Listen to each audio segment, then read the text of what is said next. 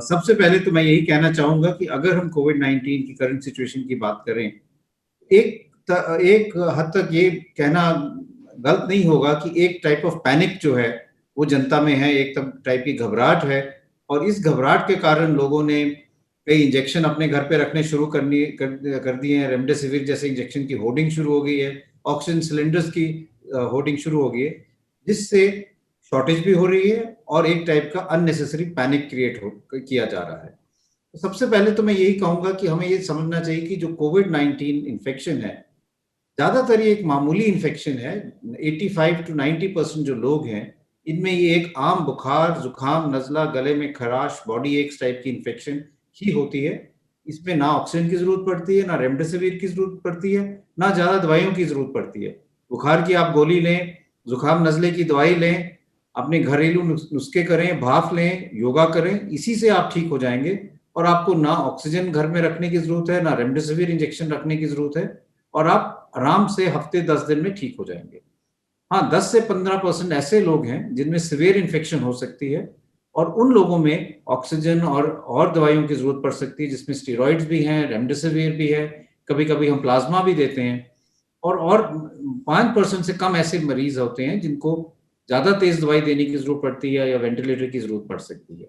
तो ये हम पूरे आंकड़े अगर हम देखें तो इससे ये बात साबित होती है कि हमें कोई घबराने वाली जरूरत नहीं है, पैनिक की जरूरत नहीं है। और अगर हम सब के सब अगर ये देखें कि हमारी रिपोर्ट पॉजिटिव आ गई और हम एकदम एडमिट हो जाएं या एकदम ऑक्सीजन शुरू कर दें, तो ये बहुत गलत धारणा है और इससे अननेसेसरी ऑक्सीजन की शॉर्टेज हो जाएगी। इसलिए सबसे पहले तो मैं यही कहना चाहूंगा कि हम ये समझें कि ये माइल्ड बीमारी है, सिर्फ 10 से 15% में सिवियर हो सकती है। दूसरी चीज ये समझना चाहिए कि जो हम बात करते हैं इंजेक्शन की, रेमडेसिविर की, वो इंजेक्शन जो है, अगर हम WHO की ट्रायल की बात करें, सॉलिडारिटी ट्रायल ने, वो एक नेगेटिव स्टडी थी। उस ट्रायल ने ये शो किया कि रेमडेसिविर से ना आपकी जान बचती है, ना आपकी हॉस्पिटल स्टे कम होती है। यूएस की एक स्टडी ने ये शो किया था कि अगर रेमडेसिविर हम मॉडरेट टू सीवियर पेशेंट में, मॉडरेट टू सीवियर, माइल्ड में किसी ने नहीं दिया है, मॉडरेट टू सीवियर में दें तो हॉस्पिटल स्टे कुछ हद तक कम हो जाता है। इसलिए जो स्टेबल पेशेंट्स हैं, जो घर पे हैं, जिनकी ऑक्सीजन सैचुरेशन ठीक है, 94 से अबव है, इन लोगों को रेमडेसिविर की कोई जरूरत नहीं है। और रेमडेसिविर अगर आप लेंगे तो उससे नुकसान ज्यादा हो सकता है, फायदा कम होगा। इसलिए एक बात ये भी मैं कहना चाहूंगा कि रेमडेसिविर कोई मैजिक बुलेट नहीं है, सिर्फ उन पेशेंट्स के लिए दी जाती है जो हॉस्पिटल में एडमिटेड है, जिनको मॉडरेट टू सीवियर डिजीज है और जिनकी ऑक्सीजन सैचुरेशन 93 से कम हो रही हो, जिनके लंग्स में शैडोज आ रहे हो, जो हम एक्सरे या सीटी स्कैन से देखते हैं, या ब्लड की रिपोर्ट में ऐसे पैरामीटर्स आ रहे हो जो ये सजेस्ट करें कि वो मॉडरेट या सीवियर डिजीज की तरफ जा रहे हैं। तो ये एक बात समझना बहुत जरूरी है। दूसरी चीज ये है कि कई लोग ये सोचते हैं कि अगर मेरी सैचुरेशन कल 98 थी और आज 97 हो गई तो आस्ता आस्ता मेरी सैचुरेशन गिरने लग रही है और मैं ऑक्सीजन लगाना शुरू कर देता हूँ। हमें ये समझना चाहिए कि ऑक्सीजन जो हम देखते हैं ब्लड में, चाहे आपकी सैचुरेशन 94 हो, चाहे 98 हो, चाहे 99 हो, ब्लड में जो ऑक्सीजन है वो लगभग उतनी ही रहती है। क्योंकि जो हम फिजियोलॉजी में बात करते हैं कि एक ऑक्सीजन डिसोसिएशन कर्व, वो आपकी सैचुरेशन जब 90 से ऊपर होती है तो कर्व एकदम फ्लैट होता है। इसका मतलब आप अपनी सैचुरेशन और बढ़ाने से आपके खून में ऑक्सीजन ज्यादा नहीं बढ़ती। इसलिए अगर आपकी सैचुरेशन 95, 94, 97 है, ऑक्सीजन की कोई जरूरत नहीं है। अगर आपको लगे कि सांस की तकलीफ है, चेस्ट में कंस्ट्रिक्शन हो रही है, तो डीप ब्रीदिंग एक्सरसाइज करें, पेट के बल लेट सकते हैं, उससे भी आपकी सैचुरेशन बढ़ जाएगी। लेकिन पैनिक करने की कोई जरूरत नहीं है और एकदम ऑक्सीजन लगाने की जरूरत नहीं है। इससे आप ऑक्सीजन की जो सप्लाई है उसको कम करेंगे, और जब आपको ऑक्सीजन की जरूरत नहीं है और ऑक्सीजन आप लगाएंगे तो किसी व्यक्ति जिसको ऑक्सीजन की जरूरत है उसको आप ऑक्सीजन डिनाई कर रहे हो और उसके लिए वो लाइफ सेविंग हो सकती है। तो इसलिए मैं ये भी कहना चाहूंगा कि ऑक्सीजन का मिसयूज ना करें, रेमडेसिविर का मिसयूज ना करें, पैनिक ना करें। मेजॉरिटी ऑफ पेशेंट्स जो हैं वो घर पे अपने आप को आइसोलेट करके ठीक हो सकते हैं, हॉस्पिटल आने की जरूरत नहीं है। अगर हम होम आइसोलेशन ठीक से करेंगे, अपने डॉक्टर से संपर्क करके अपने आप को मॉनिटर करेंगे, वार्निंग साइंस की तरफ ध्यान देंगे, तो हॉस्पिटल्स की भीड़ भी कम होगी। जिन लोगों को बेड की जरूरत है उनको बेड मिलेगा और उनकी पूरी तरह से इलाज हो पाएगा। तो यही मैं कहना चाहूंगा कि पैनिक ना करें, ड्रग्स की तरफ ना जाएं, डॉक्टर्स पे विश्वास करें, और स्टीरॉइड्स, रेमडेसिविर और ऑक्सीजन की माइल्ड केसेस में कोई जरूरत नहीं है, उससे ज्यादा नुकसान होता है, इसलिए उसको अवॉइड करें। इस मैसेज के बाद मैं अब डॉक्टर नरेश त्रेहिन को कहूंगा कि वो अपना मैसेज दे जिससे हम लोगों को आगे कॉन्फिडेंस बिल्ड कर सके। तो जैसे डॉक्टर साहब ने ये मुद्दा उठाया कि कैसा पैनिक फैल रहा है और कैसे अपने आप का संतुलन मेंटेन करना है, आप ये देखेंगे कि पहले जब आरटीपीसीआर पॉजिटिव होता है तो सिम्टम्स मेनली जिससे शुरू होती है या ड्राई कॉफ या लॉस ऑफ स्मेल या फीवर, ये मोस्ट कॉमन सिम्टम्स है जिससे शुरू होता है। आरटीपीसीआर तो कराने से पता लग जाएगा कि है कोविड पॉजिटिव कि नहीं। जैसे ही आपका आरटीपीसीआर पॉजिटिव आता है, मेरे एडवाइस ये है कि अपने लोकल डॉक्टर जिससे आपको ऑलरेडी संपर्क है उससे आप कंसल्ट करें, क्योंकि आज सब डॉक्टर्स को जो प्रोटोकॉल जैसे डॉक्टर गुलेरिया ने भी बताई वो प्रोटोकॉल सबको पता है और वो उसके हिसाब से आपकी ट्रीटमेंट शुरू करेंगे। तो मेजॉरिटी मतलब 90% से ऊपर ही लोग जो हैं वो घर पे ही ठीक हो जाएंगे जिनकी दवाइयां उचित टाइम पे उचित दवाई दी जाएगी। ऑक्सीजन का तो आप डॉक्टर साहब ने बताया ऑलरेडी, पर ये बात सोचने की है कि क्या क्या चीजें आप कर सकते हैं। जैसे योगा का जो अलोम विलोम एक्सरसाइज है वो बहुत ही इफेक्टिव होती है हमारे लंग्स को एक्सपैंड करने में, और क्योंकि आप जब लंबा सांस लेके रोकते हो तो ऑक्सीजन की एक्सचेंज भी ज्यादा होती है ब्लड के साथ। तो आप देखेंगे कि अपनी लंग्स की हेल्थ को ठीक रखना है, और अगर जो टेंडेंसी कोई हो तो वो जो प्रोन पोजीशन में बताया वो होना जरूरी है। अगर जो इससे आपके घर में आइसोलेशन की फैसिलिटीज ठीक नहीं है तो हम सब हॉस्पिटल्स ने एक क्वारंटीन फैसिलिटी अपने हॉस्पिटल के पास ही ले ली है। जैसे हमने रेड फॉक्स लिया है। हम पेशेंट्स को जिनको कुछ एंजाइटी है या जिनके पास घर में सुविधाएं नहीं है, हम रेड फॉक्स में उनको भेज देते हैं। वहां पे हमारे डॉक्टर और नर्सेज उन पे मॉनिटर रखते हैं। अगर जो वहां से किसी को तकलीफ होती है कि बात बढ़ गई, जो 5% की बात कर रहे हैं हम, उनको फिर हॉस्पिटल में लिया जाता है। तो ये रूट भी बहुत सिक्योर लगता है लोगों को। तो इसीलिए घर सबसे ज्यादा अगर जो मॉनिटरिंग हो रही है, डॉक्टर आपको सेटिस्फैक्टरी अगर जो आपको मॉनिटर कर रहा है तो वो सबसे अच्छा है। उसके बाद मैंने बताया इंटरमीडिएट एंड हॉस्पिटल तभी जाना है जब इंट्रावीनस ड्रग्स की जरूरत हो या नॉर्मल ऑक्सीजन जो 2-4 लीटर दे रहे हैं हम, उसके बावजूद भी ऑक्सीजनेशन बहुत गिर रही है। सो ये तो एक बात होगी। दूसरी बात ये है कि आप लोगों को सबको अपना प्रोटेक्शन करना है सबसे पहले, डिजीज से पहले। वो जो तीनों गुर बोल रहे हैं हम कि बार बार बार बार जो मास्किंग, डिस्टेंसिंग और हैंड हाइजीन की बात करते हैं, उसको आप डबल अप करिए। मतलब ये कि अगर जो आप घर से बाहर जा रहे हैं कहीं क्राउडेड प्लेस में तो डबल मास्क यूज करें।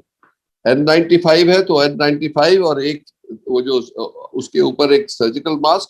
अगर जो नहीं है कॉटन मास्क भी यूज करते हैं तो 2 करें, एक और उसका ऐसे टाई करें कि वो सील बन जाए आपकी फेस के ऊपर। तो इससे जो ब्रीदिंग हो आपके नोज और लंग्स में जो हवा जा रही है उसमें वायरस ना जाए। सो ये तो हो गई प्रिवेंटिव। और मेरे को ये ख्याल है कि आज के दिन हमारी जो लड़ाई है संक्रमण में, ये सबसे पहला जो सिपाही है वो पब्लिक है हिंदुस्तान की। क्राउडेड प्लेसेस से दूर रहे, कोई जरूरत नहीं है बड़ी शादियां या पार्टीज करने की। जो क्राउड इवेंट्स हैं उनसे दूर रहे और अपनी पूरी हिफाजत करें by masking and all that. अब लोग पूछते हैं कि हम घर से बाहर जो जाना पड़ता है, जो काम करने वाले हैं युवा, उनको जब वो घर आते हैं वापस, पहले तो अपना मास्क को साइड में रखें, अपने कपड़े चेंज करें, फिर फैमिली से मिले, क्योंकि you do not want to infect your अपने पेरेंट्स को, अपने बच्चों को, अपनी फैमिली को। तीसरी बात ये है कि ये जो अब कंफ्यूजन हो रहा है बहुत कि ये वेरिएंट्स जो आ गए हैं, ये वेरिएंट से एक बात जाहिर है क्यों हम कह रहे हैं और सावधान रहो, बिकॉज ये वेरिएंट की जो स्प्रेडिंग कैपेसिटी है वो डबल हो गई है। तीसरी बात यह है कि अगर जो आप अपना घर पे स्वास्थ्य ठीक रखेंगे, ये अमल करेंगे, तो हो सकता है आपको लगे ही नहीं, वो बेस्ट तरीका है। अब जो ऑक्सीजन के ऊपर कंफ्यूजन हो रही है, जो आप देखते हैं, पढ़ते हैं कि हॉस्पिटल्स में ऑक्सीजन की कमी है, वो इसलिए हुई है कि हिंदुस्तान में जो पहले हमारे हेल्थ केयर की कंजम्पशन थी ऑफ ऑक्सीजन, कोई अबाउट 15 से 2000 टन की थी ऑक्सीजन पर डे। अब हमारी जो वो रिक्वायरमेंट है वो 7-8 हजार तक पहुंच गई है। तो इसीलिए जो मैन्युफैक्चरिंग फैसिलिटी थी जो नॉर्मल हमको सप्लाई करती थी, उनके पास इतनी कैपेसिटी नहीं है, वो पूरा कोशिश कर रहे हैं। पर फॉर्चुनेटली जो हमारे स्टील प्लांट्स हैं और मैन्युफैक्चरर्स हैं जो ऑक्सीजन यूज करते हैं, उनके पास बहुत कैपेसिटी, पर उनको ट्रांसपोर्ट करने के लिए स्टील प्लांट से हॉस्पिटल्स के लिए वो क्रायो टैंक्स की जरूरत होती है, जिसकी जो तादाद है वो इतनी नहीं थी। पर गवर्नमेंट ने अब ये इंपोर्ट कर लिए हैं, शुरू हो गया आने, और उम्मीद है कि आने वाले 5-7 दिन में जो ये तकलीफ हो रही है हॉस्पिटल्स में, लास्ट मिनट, लास्ट घंटे 2 घंटे की ऑक्सीजन बचती है तो ऑक्सीजन डिलीवर होती है, वो जो सिचुएशन है मेरे को लगता है अंडर कंट्रोल आ जाएगी। पर ये हमारे को सबको मिलकर लड़ना है और निश्चिंत रहे कि इससे जीत होगी। तो मैं अभी आपको डॉक्टर सुनील कुमार से हैंड ओवर करता हूं कि वो जो बाकी बातें हैं इस संक्रमण की, ये उस पे आप अपना मार्गदर्शन दें। गुड आफ्टरनून, नमस्कार doctor Guleria, doctor Trehan, doctor Naveed and हमारे जितने भी व्यूअर्स हैं, धन्यवाद करना चाहूँगा मुझे बुलाने के लिए। मैं director general of health services India हूँ। सर्वप्रथम मैं ये कहना चाहूँगा कि वैसे तो हमारे जो एक्सपर्ट्स हैं, जैसे डॉक्टर त्रेहान जी हैं, डॉक्टर गुलेरिया जी हैं, उन्होंने बहुत सी सारी बातें इस कोविड-19 के इन्फेक्शन को लेकर के क्लियर कर दी हैं। और ये सभी तथ्य हमें ध्यान में रखने चाहिए। हमें इस बात पर इत्मीनान रखना चाहिए कि हमारे इतने सीनियर डॉक्टर्स जो है, जिनका इंटरनेशनल प्रोफेशनल स्टैंडिंग है, जिन्होंने इस कोविड-19 इन्फेक्शन के बारे में न केवल हिंदुस्तान बल्कि पूरे दुनिया को ज्ञान दिया है, वह हम सबको, हमारी जनता को बता रहे हैं कि पैनिक नहीं करना है। तो एक विश्वास आना चाहिए। तो जब हम सब लोग मिल करके आपके सामने आ रहे हैं, तो ये आप सभी को विश्वास करना चाहिए कि तथ्यों पर ध्यान दें, ना कि पैनिक सिचुएशन पर। देखिए, जहां तक हमारी लड़ाई की बात है, इस बात पे ध्यान रखिए, 2020 एक बहुत ही एक अजीब सी नई बीमारी लेकर के आया, और हमने उस समय हमारी इस बारे में कोई तैयारी नहीं थी। भारत सरकार ने अपनी पूर्णतः अपना कर्तव्य निभाया, और जहां हमारी कैपेसिटी बिल्डिंग बिल्कुल एक अनोखे स्तर पर पहुंचा दी, जहां हम लोग RT-PCR टेस्ट करने की एक लैब होती थी हमारी, वहां हमने 2000 से ऊपर 2500 से ज्यादा लैब्स बना लिए पूरे देश में। जहां हमारे पास टेस्ट की कैपेबिलिटी बहुत कम थी, वहां हमने लाखों में टेस्ट करने की जिम्मेदारियां और निभाई हैं, और कैपेबिलिटी तक पहुंचे हैं।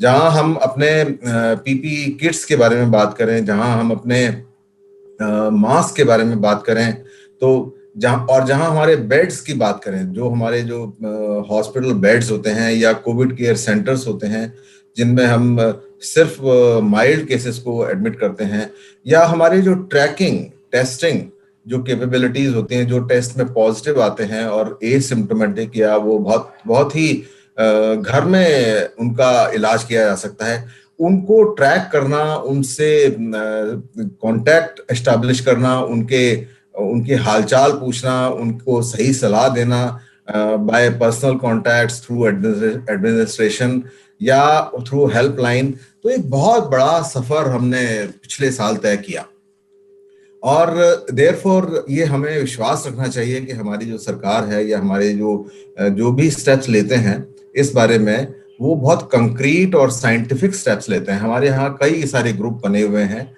जो बिल्कुल टॉप साइंटिस्ट को लेकर के हैं, टॉप डॉक्टर्स को लेकर के हैं, टॉप माइक्रोबायोलॉजिस्ट को लेकर के हैं, टॉप एपिडेमियोलॉजिस्ट को लेकर के हैं। तो वो भारत सरकार को सलाह दे रहे हैं, भारत सरकार का एक तरह से उसको अग्रणीय रोल अदा कर रहे हैं ताकि हम देश में इस कोविड-19 की लड़ाई को आगे ले जाएं। तो पैनिक करने की कोई आवश्यकता नहीं है। देखिए, ये जो इन्फेक्शन हुआ है, ये जो इस साल जो इन्फेक्शन फैल रहा है, उसके मेरी राय में तो मुख्यतः दो कारण हैं। एक तो हम कोविड अप्रोप्रिएट बिहेवियर को भूल गए। हमने ये कहा जाता है कि हम ह्यूमन बीइंग की जो माइंड जो मेमोरी होती है वो बहुत शॉर्ट होती है, और ये साबित कर दिया हमने कि हम बहुत जल्दी भूल गए कि हम तो अमर हैं, अजर हैं, और हम इकट्ठा भी रह सकते हैं, बिना मास्क के भी रह सकते हैं, घुल मिल सकते हैं, हमें कुछ नहीं होगा। लेकिन कोविड हिट अस बैक। तो इसलिए हमें ये बात को ध्यान रखना चाहिए कि कोविड अप्रोप्रिएट बिहेवियर बिल्कुल उपयुक्त है, और वह हमें फेल करेगा अगर हम उसको फेल करेंगे। तो कोविड अप्रोप्रिएट बिहेवियर को पास करिए, और तो आपको वो पास करेगा, फेल नहीं करेगा। पहली बात तो ये, सरकार ने वैक्सीन की कैपेबिलिटी को कितना ऊपर लेके गए कि हम वैक्सीन से सारी दुनिया को वैक्सीन दे रहे हैं। तो वैक्सीन को अपनाइए। वैक्सीन के बारे में गलत गलत धारणाएं बनी थी कि वैक्सीन से इन्फेक्शन हो सकता है, वैक्सीन का साइड इफेक्ट हमें मालूम नहीं है, वैक्सीन के बारे में कहीं ऐसा ना हो बाद में कुछ कैंसर्स होने लगे, और ये वो कई तरह की तमाम बातें की गई वैक्सीन को लेकर भी। तो वैक्सीन को अपनाया नहीं, वैक्सीन को जरा खुली बाहों से और खुले मन से अपनाइए, इसके बारे में पॉजिटिव रहिए। इसमें सरकार आपके स्वास्थ्य की ध्यान रखती है। हमने जो ऐप बनाया है, या जो हमने वो बनाया है, अपना सॉफ्टवेयर बनाया है, उसमें सभी तरह की आपकी जितनी भी समस्याएं होती हैं वैक्सीन को लेकर के, वो सारी रिकॉर्ड की जाती हैं। और उसमें ये पाया गया है कि कोई भी सीरियस साइड इफेक्ट बहुत ज्यादा मात्रा में नहीं है, बल्कि एक तरह से नेग्लिजिबल है। तो वो एक सेफ वैक्सीन आपको दी जा रही है, तो उसको अपनाना चाहिए जनता को आगे लेकर। ये वैक्सीन आपको हमारी जो इन्फेक्शन की चेन को कट करेगी। दो चीजें जो इन्फेक्शन को कट करेंगी वो यही है, एक कोविड अप्रोप्रिएट बिहेवियर, जिसमें डॉक्टर त्रेहान ने बड़े अच्छे तरीके से बताया कि मास्क कैसे कैसे पहन सकते हैं। मास्क को पहनना है, और मास्क को अप्रोप्रिएटली पहनना है। नाक के ऊपर भी पहनना है, मुंह को भी ढकना है। ये नहीं कि चिन के ऊपर डाल दिया, या सिर्फ नाक के ऊपर डाल दिया, मुंह खुला है, या मुंह पर लगा लिया, नाक खुली है। ऐसे मास्क लगाने से, चाहे आप एक लगाएं, चाहे दो लगाएं, चाहे N95 लगाएं, वो बेकार है। तो अप्रोप्रिएट लगाएं। एक भी लगाएंगे बहुत अच्छा है, जैसे त्रेहान साहब ने कहा, और रीइंफोर्स कर लेंगे जहां जरूरत है तो और भी अच्छा है। तो इस तरह से आप अपने बिहेवियर को पॉजिटिव रखिए। पैनिक करने की जरूरत नहीं है। जब आप आइसोलेशन में होते हैं, जैसे मान लीजिए आपको इन्फेक्शन हो गया, माइल्ड इन्फेक्शन है, और आपको घर में इलाज करना, ये बात देखिए बड़े अच्छे तरीके से डॉक्टर गुलेरिया और डॉक्टर त्रेहान ने बड़े ही अच्छे तरीके से साफ शब्दों में कही कि 99% लोगों को हॉस्पिटल जाने की जरूरत नहीं है। मैंने भी देखा है, मेरे पास भी कई सारे फोन आते हैं दिन भर में कि हमें यहाँ बिस्तर दिला दो, हमें वहां बिस्तर दिला दो। तो मेरा सर्वप्रथम ये प्रश्न होता है कि आप बीमार कितने हैं। आप बीमार अगर उतने नहीं हैं तो आपको हॉस्पिटल में जाने की जरूरत नहीं है। हॉस्पिटल में जाएंगे तो दो नुकसान होंगे। एक, आप अननेसेसरी बेड ऑक्यूपाई करेंगे, किसी और सीरियस मरीज को बेड की जरूरत है वो उसको नहीं मिलेगा, आप अननेसेसरली ऑक्यूपाई कर लेंगे। दूसरा, जो हमारे जो फोर्स है, हेल्थ केयर वर्कर्स हैं, वो आपके अटेंशन में लग जाएंगे और आपको ध्यान देंगे, और जो सीरियस मरीज है वो बेचारा छूट भी सकता है। ऑक्सीजन की भी आप यूज करेंगे। तो इस तरह की जो रिसोर्सेज हैं वो भी आप यूज करेंगे। और इससे दूसरा ये होगा कि आप हमारे जो एक तरह का पैनिक भी होगा कि अरे वो अस्पताल में दाखिल हो गए, बहुत सीरियस बीमारी है, पता नहीं कितने बीमार हैं। नहीं, आप इसको रोकिए। और जब तक, जैसे डॉक्टर त्रेहान ने तो बहुत अच्छी बात करी, फर्स्ट कांटेक्ट जो है आपका फैमिली डॉक्टर ही होना चाहिए। जब उसको सलाह ले, और हमने इतने अच्छे तरीके से बताया है कि आपको क्या मेजर करना है, टेम्परेचर मेजर करना है, थर्मामीटर जानते हैं, हर घर में थर्मामीटर होता है, पल्स ऑक्सीमीटर, अच्छा पल्स ऑक्सीमीटर नहीं है कोई बात नहीं, आजकल तो फोन में ऐप है और आपको रिकॉर्ड करना है, दैट्स ऑल। और आप देखिए कोई खांसी तो नहीं हो रही है, अगर आपकी खांसी बढ़ रही है या आपको सांस लेने में दिक्कत हो रही है तो तुरंत आप हेल्पलाइन को कांटेक्ट कर सकते हैं, अपने डॉक्टर को कांटेक्ट करते हैं, वो आपको सही सलाह दे देंगे। कोई जरूरत नहीं है दवाइयों की, ज्यादातर केसेस में डॉक्टर गुलेरिया ने बड़े अच्छे तरीके से बताया, तो मैं इन चीजों को रिपीट नहीं करूंगा। पैनिक ना करें, जब आप आइसोलेशन में पहुंच जाते हैं तो अपनी सेहत का ध्यान कैसे रखें, सांस लंबी लंबी लीजिए, जैसे डॉक्टर त्रेहान ने बताया अनुलोम विलोम। स्टे पॉजिटिव, अपने आप को पॉजिटिव रखिए, अपनी हेल्थ के ऊपर ध्यान दीजिए, अपने आप को होपफुल बना के रखिए, और न केवल अपनी हेल्प करिए बल्कि दूसरों को भी हेल्प करिए और उनको पॉजिटिव करके रखिए। न्यूज वगैरह पर बहुत ज्यादा ध्यान ना दें। देखिए न्यूज में कई सारी चीजें होती हैं, सेल्फ इंटरेस्ट भी होते हैं, किसी तरह का पैनिक क्रिएट करना होता है। आपने सभी सुना है टीआरपी भी बढ़ाने की कोशिश की जाती है, मैं उन सब चीजों के बारे में नहीं जाना चाहूंगा क्योंकि वो मेरा सब्जेक्ट नहीं है। लेकिन मैं इतना ही कहूंगा, सिलेक्ट न्यूज करें, सिलेक्ट न्यूज सुने और बहुत ज्यादा न्यूज ना सुने। सारे दिन भर न्यूज सुनते रहेंगे, आपका सचमुच में आपका मस्तिष्क जो है वो फटने लगेगा, वो आप स्वस्थ नहीं रह पाएंगे। इससे बढ़िया यह है कि आप पढ़ें, कोई अच्छी किताब पढ़ें, कोई अच्छी स्टोरी सुने। व्हाट्सएप यूनिवर्सिटी चल रही है, उस पर बिल्कुल ध्यान नहीं दीजिए, रेस्पॉन्सिबल बिहेवियर अपनाइए। ये सब भी रेस्पॉन्सिबल बिहेवियर है, ये आपको भी करना है, रेस्पॉन्सिबल बिहेवियर डॉक्टर्स को भी करना है, रेस्पॉन्सिबल बिहेवियर सोसाइटी को भी करना है, रेस्पॉन्सिबल बिहेवियर मीडिया को भी करना है। तो इन सब बातों को लेकर के अब मैं चाहूंगा कि इसी चर्चा को आगे डॉक्टर नवनीत आगे बढ़ाएं। ओवर टू डॉक्टर नवनीत, धन्यवाद। धन्यवाद डॉक्टर सुनील कुमार। हमें इस बीमारी को हराना है।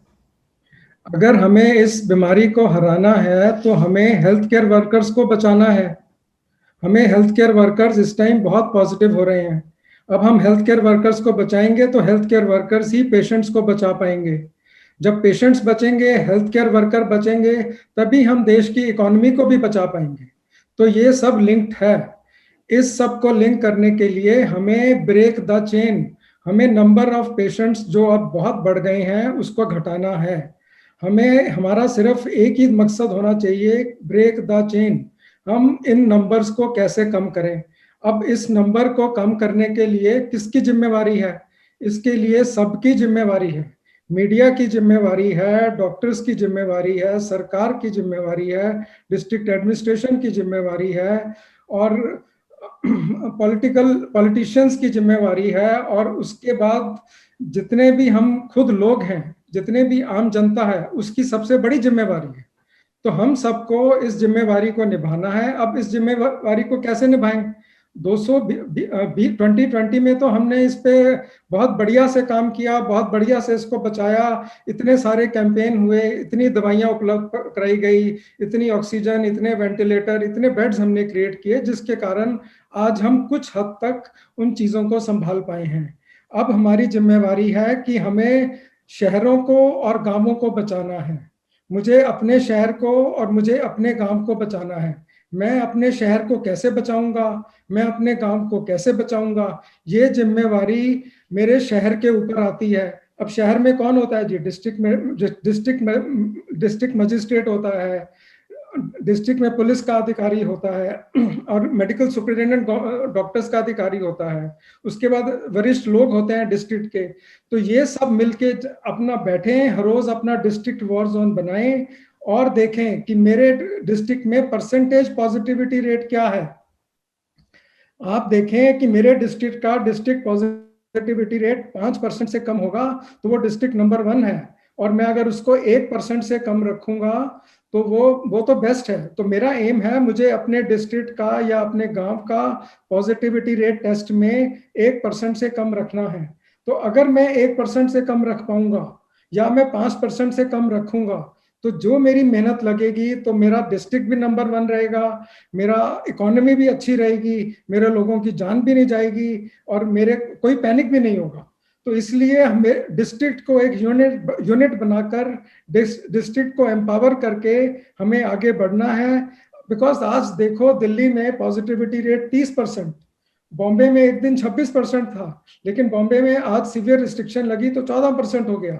दिल्ली में अभी भी हम 30% पे जूझ रहे हैं। तो हमें सीवियर रिस्ट्रिक्शंस लगानी पड़ेगी जैसे ही हमारा पॉजिटिविटी रेट बढ़ेगा, और उसी के कारण जैसे ही नंबर ऑफ पेशेंट्स कम होंगे तब पैनिक कम होगा। दवाइयां देखें, दवाइयां तो अवेलेबल हैं, लेकिन दवाई उसी को देनी है जिसको जरूरत है। इस दवाई में सबसे बड़ी लड़ाई है जब आपका 6ठे और 8वें दिन के बीच में सैचुरेशन कम होती है, उसी टाइम आपकी सबसे इंपॉर्टेंट दवाई स्टेरॉइड होते हैं। तो वो सबसे इंपॉर्टेंट दवाई है और वो ही फर्स्ट शुरू करनी चाहिए। बाकी दवाइयां जो हैं आपकी, जो बड़े बड़े नाम रेमडेसिविर, टोसिलोमाब, इनके पीछे भागने का कोई मतलब नहीं है, ये कोई ज्यादा फायदा नहीं करेंगी। ये जब अस्पताल में आप भर्ती होंगे और भर्ती होने के बाद ज्यादा तेजी से बीमारी बढ़ेगी, तभी वो डॉक्टर तय करेगा कि उसको कौन सी दवाई को पहले बढ़ाना है, कौन सी को पहले देना है और ऐसे करना है। तो इसलिए हमें बहुत जरूरत है इस टाइम कि हम डॉक्टर्स को, अपने हेल्थ केयर वर्कर्स को सपोर्ट करें, उन पर विश्वास रखें, हेल्थ केयर सिस्टम को जितना बढ़ा सकते हैं हम बढ़ाएं, लेकिन उसके लिए हमें निगरानी करनी पड़ेगी। और वो निगरानी डिस्ट्रिक्ट लेवल पे ही होगी। डिस्ट्रिक्ट के लोग, सीनियर लोग मिलें, डिस्ट्रिक्ट के अधिकारी हर रोज दिन में 2 बार 3 बार, हमें वाइब्रेंट बनना पड़ेगा। नहीं तो हमें मतलब पैनिक ऐसे कम नहीं होगा। पैनिक कम तब होगा जब तक हम डिस्ट्रिक्ट्स को एक्टिवेट, मेरे को पता है वो एक्टिवेटेड हैं, वो पूरा काम कर रहे हैं, लेकिन वो अपने अधिकार के साथ उस नंबर को कम लाएं। जब उस नंबर को कम लाएंगे तभी हम आगे बढ़ पाएंगे। अब वैक्सीनेशन 1 मई से सभी को 18 साल से ऊपर शुरू हो गई है। वैक्सीन आप लगवाएं, बेझिझक लगवाएं, किसी को कुछ नहीं होगा। अपने शरीर में सिर्फ पानी की मात्रा पूरी रखें। आपका इलाज इस टाइम देश में परफेक्ट है, आपकी गाइडलाइंस ट्रीटमेंट की नंबर 1 पे हैं। वैक्सीन में 1% की भी झिझक नहीं होनी चाहिए। 1% का मतलब 1%, ज्यादा ज्यादा बुखार हो जाएगा। आप पानी की मात्रा पूरी करिए और खाइए और आप परफेक्ट रहेंगे। तो वैक्सीन में हमें बिल्कुल नहीं करना है, बिल्कुल नहीं। वैक्सीन 100% लेनी है, सबको लेनी है, जो भी अलाउड है, और इमीडिएटली जाके लीजिए, क्योंकि 1 मई से और रश हो जाएगा। जिन्होंने अब तक नहीं ली वो अपनी वैक्सीन पूरी करिए, सेकंड डोज लगवाइए और ब्रेक द चेन पे काम करिए। मिस इन्फॉर्मेशन बहुत है। मीडिया से मेरी रिक्वेस्ट है कि वो सिर्फ पॉजिटिव चीजें दिखाएं। भाई कैसे मरीज को ठीक करना है। जो और टेली कंसल्टेशन को, हमें डॉक्टर्स की टेली कंसल्टेशन की लाइन हेल्थ केयर वर्कर्स की बढ़ा देनी है, ताकि किसी को भी तकलीफ हो, ये टेली कंसल्टेशन का नंबर है, आप इस पे बात कीजिए। बहुत हैं लाइंस, लेकिन उनको और बढ़ा दो ताकि मरीज घर पे ही ठीक हो जाए और अस्पताल में, जैसे सबने बताया, वही मरीज आए जिसको ऑक्सीजन की जरूरत है। हमें जल्दी अस्पताल में जाना नहीं चाहिए। अस्पताल में अपनी अलग अलग दिक्कतें हैं और बाकी नॉन कोविड मरीज भी सफर कर रहे हैं। मेरी फिर गुजारिश यही है कि हमें ब्रेक द चेन। हमें अपने घर पे रहिए। इसको बार बार हैमर एंड डांस, पहले आप उसको हमें हैमर करके रोकना पड़ेगा। जब रुक जाएगा हम धीरे धीरे खोलेंगे, फिर अगर बढ़ गया फिर हम उसको बंद करेंगे। तो इसको हमें धीरे धीरे खोलना है, धीरे धीरे बंद करना है, धीरे धीरे खोलना है, ताकि हमारा 5% से नंबर कम रहे। अगर हम 5% से नंबर ऊपर आ जाता है तो हमने भी देखा इस वेव में 1% था, 1% दिल्ली में था 1 अप्रैल को, और 20 अप्रैल को 30% हो गया। कितनी तेजी से भागता है। तो हमें यह समझना पड़ेगा कि इस टाइम जनता की जिम्मेवारी है कि मैं इंश्योर करूं कि सामने दूसरे वाले ने मास्क पहना हुआ है, नहीं पहना हुआ तो मैं उसको फोर्स करूं कि भाई मास्क पहनो। अपने घर में जो आपके लोग हैं, आपके घर में आपके बहुत सारे, आपके ऑफिस में बहुत सारे लोग हैं, हमें सभी का ख्याल रखना है। इतने वर्कर्स हैं, हमें सबका ख्याल रखना है। मतलब तो हमें, मतलब अगर रिस्ट्रिक्शन भी लगाएंगे हमें सबका ख्याल रखना है, और जितना हम ख्याल रखेंगे तो रिस्ट्रिक्शंस लगाने की जरूरत कम पड़ेगी। लेकिन इस समय हमें 5% से ज्यादा जहां भी लोग हैं वहां पे रिस्ट्रिक्शंस लगाने की जरूरत है, तभी ये देश इस बीमारी को हैंडल कर पाएगा। बहुत बहुत धन्यवाद। मैं डॉक्टर गुलेरिया जिन्होंने बहुत अच्छा बताया, डॉक्टर त्रेहन जिन्होंने बहुत वर्ड ऑफ विजडम दिए, उन्होंने बताया घर पे इलाज किया, डॉक्टर सुनील कुमार जो इतनी मेहनत कर रहे हैं दिन रात कि मतलब कैसे कैसे पॉलिसीज बने। और अगर आपका टेस्ट नहीं हो रहा है बाय चांस तो कोई बात नहीं, आप आइसोलेट कर लीजिए, घबराने की कोई बात नहीं है। टेस्ट कल हो जाएगा, कल नहीं होगा तो परसों हो जाएगा, परसों नहीं तो अगले दिन हो जाएगा। इलाज सिर्फ वही है, आप अपने आइसोलेट करके अपना जो गाइडलाइन है उसके हिसाब से क्रोसिन की गोली खाइए। उसके बाद अपने डॉक्टर से कॉन्टैक्ट करके जो भी आपको तकलीफ है उसके हिसाब से करिए। तो आप इस टाइम पैनिक को कम करिए, हमें सबको मिलके कम करना पड़ेगा। इस चेन को हमें मिलके ब्रेक करना पड़ेगा। और हम किसी के ऊपर ये नहीं कह सकते कि मैंने ये किया, उसने ये किया, उसने ये किया। हम सबको मिलकर सबको जिम्मेवारी लेकर इसको अगले 3 हफ्ते में भारत को कम से कम नंबर लाना पड़ेगा। और ये परसेंटेज 5% हम 3 हफ्ते के अंदर ये परसेंटेज हम 5% से कम कर सकते हैं। आपका बहुत बहुत धन्यवाद।